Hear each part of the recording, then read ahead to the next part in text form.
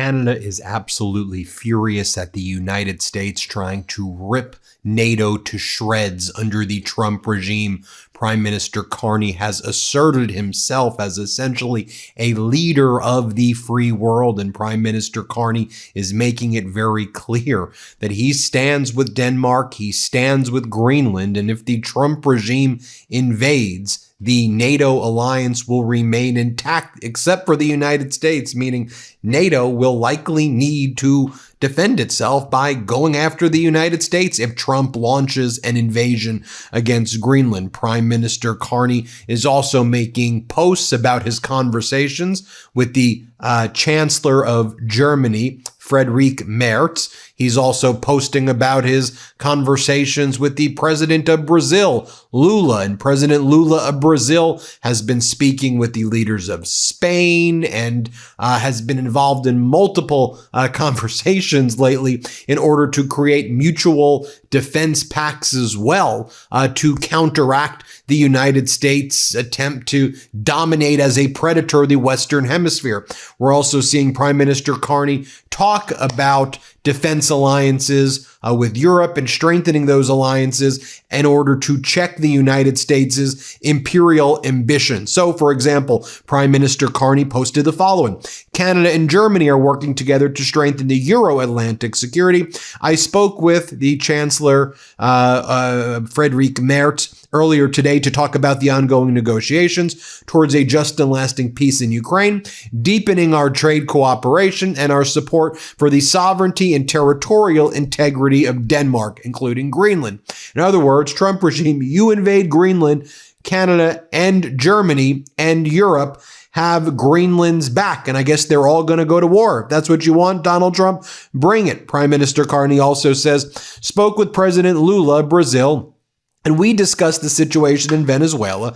We are steadfast in our support for a peaceful, negotiated, and Venezuelan-led transition process that respects the democratic will of the Venezuelan people. Also, in the absence of Donald Trump and his regime condemning Russia for its attack on Lviv with the Orishnik intermediary ballistic missiles and the attacks on Kyiv that left multiple dead, attacking residential areas. Carney doing what the United States used to do, asserting himself as like the leader of the free world. Prime Minister Carney writes, Canada condemns Russia's launch of an Orishnik missile, a clear and dangerous escalation that targeted Ukrainian energy infrastructure and the homes of innocent Ukrainians. We call on Russia to immediately cease and desist its strikes and end this illegal war of aggression. Canada will keep working with the international partners to put an end to this devastation and secure a just and lasting peace for Ukraine. I also think it's notable that as we got the job numbers from the United States for the past year, and there were multiple revisions down, including the fact that in October, America lost 178,000 jobs. Since Donald Trump declared Liberation Day in April, Canada has been averaging 22,000 jobs created per month, while the U.S. was about 10,000 jobs per month. Not good numbers for the United States there. Prime Minister Carney was speaking in Paris about strengthening the alliance against Russia. And here's what he said when he was asked about Greenland. Here, play this clip. The Danish Prime Minister has said that any type of military force used to annex Greenland would be the end of NATO. Do you concur with that assessment? Well, let me reiterate what I said to Mr. Noel, which is that the future of Greenland is a decision for Greenland and for Denmark exclusively. It's their decision. Secondly, from a NATO context, the way I would frame it is that the western flank of NATO, which would include Greenland, the Arctic, is, given the evolving threat environment, is an area that we as NATO Canada, obviously, importantly, given our geography, need to invest more. And this is a point that we've been making in recent years and since I became Prime Minister that we've really stressed.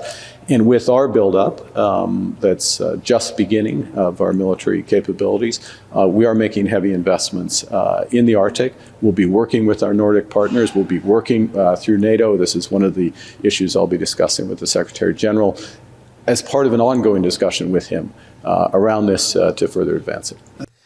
Now, I want to check in with our leader of Midas Canada, Charlie Angus. He's also running the Midas Canada tour. Check the tour dates at the end of this video. Charlie Angus lets you know where he's going to be speaking. We'd love for you to attend the Midas Canada events if you're there in Canada, so check it out. And Charlie Angus is like, we need to call the US's bluff on Greenland. Enough trying to give in or compromise with the gangster Gestapo regime, with the Nazi Trump regime. You can't appease these people. Stand up, assert your authority, push back is essentially what Charlie Angus says. Watch what Angus says here. Play this clip. Things are getting very serious. The Venezuela invasion, we are going to be looking at more in terms of just what an absolute disaster it's going to prove to be from a mob of lazy thugs who haven't gamed these things out, which makes them, in a sense, even more dangerous because they aren't thinking through the ramifications of all their stupid late-night tweets from the MAGA minions around Trump and how that's affecting the judgment of what was the most powerful nation on earth, but now a nation that is getting more paranoid and desperate. And we see right after the attack on Venezuela, the increasing pressure and threat against Greenland, Denmark. One question would be, is this an attempt by the Trump administration to undermine the allies who are over in Europe trying to work with Ukraine on finding a settlement and a peace deal that is just? Is this Trump acting as a pincer movement for Putin to undermine Europe? Well, that is a very good possibility because again and again, Trump and the MAGA regime have undermined Europe in a deliberate attempt to undermine the people of Ukraine. So what are we going to expect in the coming weeks? Well, we've seen this flurry of attack on Greenland's independence and threat, and Greenland and the people of Denmark are certainly taking this very seriously. So where do we go from here? Well, there's a couple of scenarios that could play out. And one of them is that Denmark invokes Article 4 of NATO. Now, Article 4 is pretty straightforward language. The parties will consult together whenever, in the opinion of any of them, the territorial integrity, political independence, or security of any of the parties is threatened. I think Trump's threats against Denmark and Greenland, certainly Article 4 is warranted. Now, what happens if Article 4 is triggered? Well, it sets up the stage for Article 5, which is the call for NATO allies to come and defend the territorial integrity of a partner state. The United States is still a member of NATO. What are we going to see if that happens? Well, I believe there's three scenarios. One is if Article 4 is invoked, it will force Trump's hand. And what will he do? He will taco. And he'll start threatening Iran again. He'll threaten Mexico. He will threaten Cuba. He'll him and haw and stomp his foot and say he's going to go after Colombia, or maybe he'll find someplace else to threaten. So that's one scenario. Article 4 is invoked and it's put up or shut up time, and Trump will likely taco. Number two is that Trump takes this as an unacceptable slap in the face and escalates. And then we're into a situation where we see American ships facing down against French frigates. We see American soldiers on the ground in Greenland standing against Canadian soldiers who are there to defend Greenland. That's the moment that we go over the edge and we fall into the darkness. Will that happen? Who knows? I would normally suggest we do anything to keep that scenario from happening. But if we do not look at scenario 1 in terms of calling the bluff, we will most likely be in scenario 2. There's another scenario, scenario 3. And that is that Europe hymns and haws and promises support, and Keir Starmer says he's got a backbone or he'll find a backbone, and then nobody does anything and Greenland is taken. If that happens, then all bets are certainly off, because now we are in the age of gangsters and we are in the age of darkness. I say that Europe could not stand up. And I don't say Canada wouldn't stand up, because Canada has no choice, because if Greenland falls, we're next and we know it. You know, I don't think scenario 3 will happen, but a year ago I would have been way less sure. A year ago, I was at the NATO meetings in Brussels for the briefings with the parliamentary delegations on the military planning. And I had gone there expecting fully to be reassured that despite Trump's increasingly threatening rhetoric against Canada, that as a NATO ally, Europe would have our back, and they would gently but politely and firmly tell the United States, hey, back off, Article 5. Remember, we are going to defend Canada. I didn't get that impression at all. In fact, my sense was that the NATO allies were going to bend themselves backwards to appease the United States, because they just couldn't believe that the NATO alliance was about to collapse because of the increasing threats coming from Donald Trump. And so they were certainly shell-shocked. And we were in this big amphitheater where all the delegations were there, and the American delegation of these Republican maggots were just lording over, and everyone was tiptoeing around them. And so at one point, the heads, the big doodads who sit up at the head of the stage, were talking, and it was clear they were just trying to appease MAGA. And so one of them said, and Canada, you're going to have to start pulling your weight.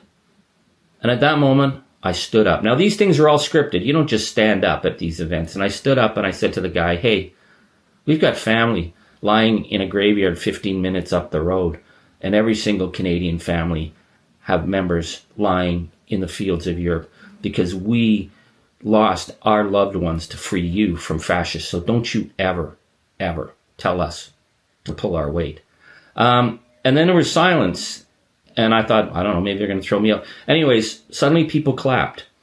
What surprised me was that the UK, our traditional allies, they were nowhere to be seen. Germany, nowhere to be seen. France, nowhere to be seen. But Estonia, Latvia, Lithuania, Sweden, Finland, they were all coming up and talking to the Canadian delegation. And at one point, one of the heads of the Estonian delegation said to me, we realize now that we have to start acting like Canada. We have to start speaking up. Otherwise, things are not going to go well here.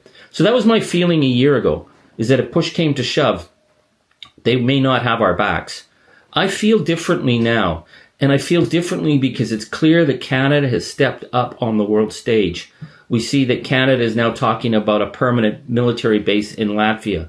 Canada has been there from the get-go in Ukraine. While Trump's undermining Ukraine, our former Deputy Prime Minister, Chrystia Freeland, is now working with the Ukrainian government. We have trainers on the ground. My gut feeling is that those trainers are training us. We set up a consulate in Greenland to send a message that we, as a nation, are going to be partners with the people of Greenland. We see that Canada is now establishing independent military and surveillance in the Arctic, separate from NATO, separate from the United States, sending a message that we will defend our sovereignty. People are watching Canada right now. I think Canada, as I've said, is the linchpin holding us together between Europe and our other allies in the face of American threat. So Europe doesn't have a choice at this point but to stand with Greenland and Denmark. And I believe that the allies have no choice at this point except to call the bluff, to push back. Because if we don't, we're going to continue to slide down this path of being undermined again and again and again, with Putin on the one side and Trump on the other. And in the middle, rather than get crushed, it's going to be countries like Canada and Denmark and Estonia and Latvia and Lithuania and Finland and Sweden who will be the bulk to push back. And I believe that may get us through this. So we will see. Anyways, my friends, I'm reminding you, January 16th, I will be at the Bison Lodge in the Nellie McClung Park in Edmonton with my former colleague Heather McPherson, the MP for Edmonton Strathcona. She's hosting an event. I will be speaking at it. We're inviting all the Meidas Mighty. You can go online to get tickets. Just type in Charlie Angus, Edmonton, Eventbrite, Heather McPherson. You'll get it. January 17th, doing a Meidas Town Hall at the Bonus Seniors Center in Calgary. It's a great hall. Doors open at 2. On this page, you can click to get your tickets because those tickets are going fast. This is going to be a big rally. We're inviting people involved in the recall movements. We're inviting people who are standing up for public education in Alberta. This is grassroots democracy in action. So I hope to see you there, my friends. It's going to be great, and we keep kicking at that darkness, and it's going to bleed daylight. Thank you, merci, and miigwech. Well, again, go check out the Meidas Canada tour. It's by you. We'd love to see you there. Thanks, Charlie. Thanks, Meidas Canada. Thanks to all of our viewers here. And hit subscribe here on this YouTube channel. Help the MeidasTouch Network get 6 million subscribers. We appreciate you. Love this video? Support independent media and unlock exclusive content, ad-free videos, and custom emojis by becoming a paid member of our YouTube channel today. You can also gift memberships to others. Let's keep growing together.